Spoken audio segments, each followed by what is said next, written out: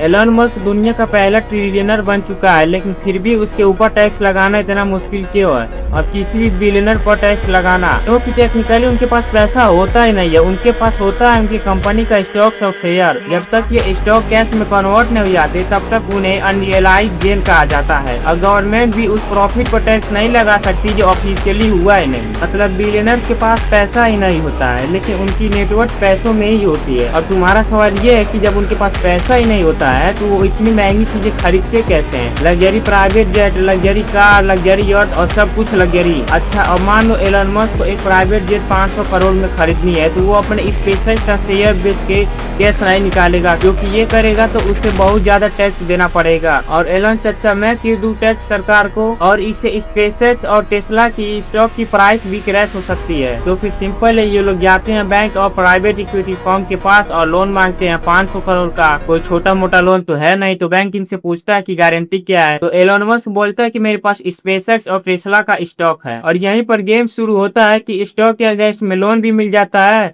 और टैक्स भी नहीं लगता है, क्योंकि स्टॉक अभी तक बेची ही नहीं गई। और ये साइकिल तब तक चलती है जब तक एलन मस्क जिंदा है और बिलियनर्स मर नहीं जाते हैं। और ये वही गेम है जो लगभग दुनिया के सारे बिलियनर्स खेलते हैं। और दूसरी तरफ अगर तुम सैलरी से पैसा कमाते हो तो पहले टैक्स कटेगा, फिर पैसा बाद में आएगा। इसलिए financial education is most important.